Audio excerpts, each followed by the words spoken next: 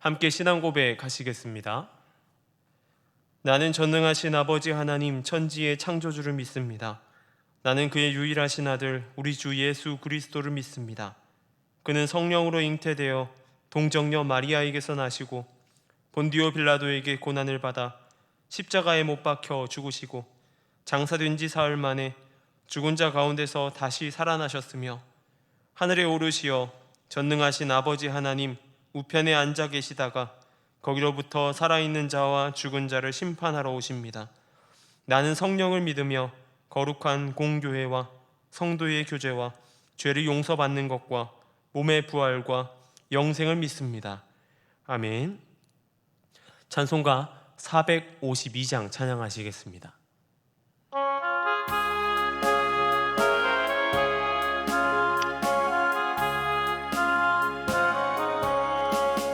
내 모든 소원 기도의 제목 예수님 닮기 원함이라. 예수님 영상 나 있기 위해 세상에 보았기 전에 예수님 닮기 내가 원하네. 날 구원하신 예수님을 내 마음속에 지금 고도사 주님의 형상 인치소서.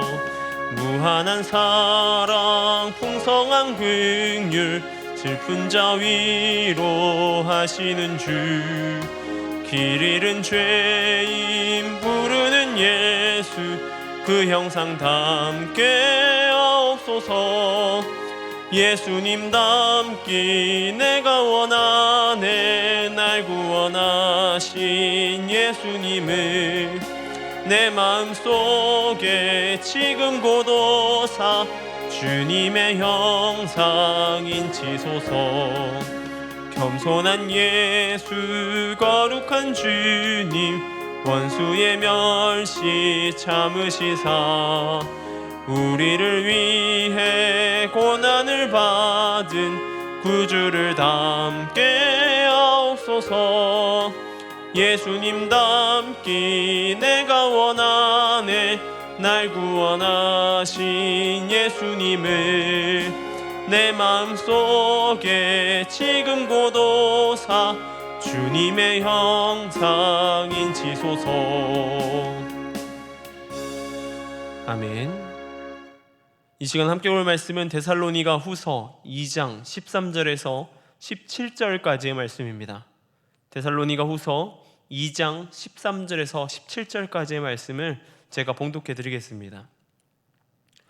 주께서 사랑하시는 형제들아, 우리가 항상 너희에 관하여 마땅히 하나님께 감사할 것은 하나님이 처음부터 너희를 택하사 성령의 거룩하게 하심과 진리를 믿음으로 구원을 받게 하심이니 이를 위하여 우리의 복음으로 너희를 부르사 우리 주 예수 그리스도의 영광을 얻게 하려 하심이라.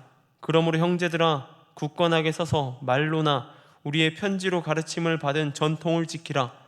우리 주 예수 그리스도와 우리를 사랑하시고 영원한 위로와 좋은 소망을 은혜로 주시는 하나님 우리 아버지께서 너희 마음을 위로하시고 모든 선한 일과 말에 굳건하게 하시기를 원하노라. 아멘. 전 세계 기독교 가운데 우리나라에만 있는 몇 가지가 있습니다. 예를 들면 지금 우리가 드리고 있는 새벽 기도회입니다. 우리가 아는 나라들을 가면 있는 새벽 기도회가 있는 나라들이 있습니다. 그곳은 거의 한국인 선교사들이 만들어서 시작한 새벽 기도회입니다. 그 외에도 많은 문화들이 있습니다. 철야기도, 산기도, 지금은 대한민국 한국교회도 잘 안 하긴 합니다. 한국교회만들이 있는 독특한 문화입니다. 통성기도도 마찬가지입니다. 서구 교회들은 개인이 조용히 순서를 기다리며 기도하는 문화라고 합니다. 그러나 우리나라는 함께 모여서 큰 소리로 부르짖으며 기도하죠. 그 외에도 한국 기독교 가운데에 특히 강조되는 것이 있다면 바로 술 문화입니다. 지금 우리가 살아가는 시대에도 조금은 논란처럼 일어나기도 합니다. 우리나라 문화는 술을 강조하는 문화이기 때문입니다. 침묵에는 술이라고 하는 것이 빠질 수 없습니다. 그런 문화 가운데에 초창기 기독교는 철저하게 금주를 강조하였습니다. 선교사들이 들어와서 본 조선 땅은 술에 찌들어 있는 그야말로 술 문화가 가득했던 그러한 나라였죠. 술이라는 것에 적당히가 없고 끝없이 달리는 문화 때문이었습니다. 그런 모습에 선교사들이 절주가 아닌 아예 금주를 해야 한다고 가르쳤던 것입니다. 성경이 술을 하지 말라, 술 마시지 말라라고 가르치지는 않습니다. 우리가 알다시피 술 취하지 말라라고 가르치죠. 술 자체는 죄가 아니지만 그로 인한 중독, 방탕함, 그것들은 죄라고 경계해야 되는 것입니다. 우리나라는 그렇게 교회가 성장해 왔습니다. 그것을 두고 우리는 다른 말로 교회의 전통이라고 말할 수 있을 것입니다. 오늘 본문의 데살로니가 교회는 다문화 가운데 세워진 교회입니다. 데살로니가 지역이 동서무역의 중심지 같은 항구 도시였기 때문에 그 안에 수많은 문화들이 충돌하고 있었습니다. 우상의 만연함과 다양한 문화의 충돌에도 불구하고 믿음을 지키고 그들에게 복음을 전해진 것은 분명하게 축복일 것입니다. 그런 그들을 향하여 바울은 전통을 지키라 라고 말하고 있습니다. 그리스도인의 삶에서 중요한 말씀을 언급하기보다는 바로 자신들이 전하여 준 말로나 편지로 가르쳐준 전통을 지키라고 말이죠. 당시는 사실 신약 성경이 기록되고 있던 때였습니다. 교회는 구약 성경과 바울과 사도들을 통한 말씀에 의존하여 했던 때였죠. 그 안에서 분별이라는 것이 필요했습니다. 바로 거짓 가르침에 대해 경계하는 것이죠.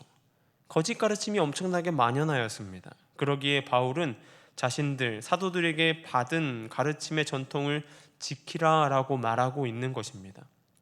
이 공동체가 더 이상 흔들리지 않기 위함이지요. 이 시대에는 신약 성경도 완성되고 모두가 성경을 알고 있습니다. 이 시대에 더 이상 사도들의 가르침, 교회의 가르침, 이 전통이라는 것이 필요 없는 것이 아니냐라고 말할 수 있습니다. 그런데 이 시대에도 필요합니다. 말씀이 넘쳐나는 이 시대에도 이 전통이라는 것이 필요한 것입니다. 왜냐하면 수많은 믿음의 선배들이 이것들을 통하여 믿음을 지키고 승리에 나아갔기 때문입니다. 한국교회가 이렇게 성장할 수 있었던 것 무엇 때문인지 아십니까? 바로 믿음의 선배들이 이룩해왔던 전통이 있었기 때문입니다. 새벽을 열심으로 깨웠고요, 흔들리지 않기 위하여서 선교사들의 가르침을 지켰습니다. 그렇게 믿음을 지키고 전통을 지켜오던 한국교회가 지금의 모습 가운데 서 있을 수 있었던 것은 그들의 믿음의 전통을 이어왔기 때문입니다. 우리는 그 사실을 잊지 않아야 합니다. 우리가 따라야 할 전통이 무엇입니까? 여러분이 간직하고 나아가야 될 전통은 무엇입니까? 말씀을 따라 선조들이 해왔던 그 모든 것들을 통하여서 우리의 믿음이 굳건해지길 소망합니다. 그 안에 부어주실 하나님의 은혜가 저와 여러분의 삶 가운데 가득하기를 소망합니다. 기도하겠습니다. 사랑해 주님, 감사합니다. 주님, 우리로 하여금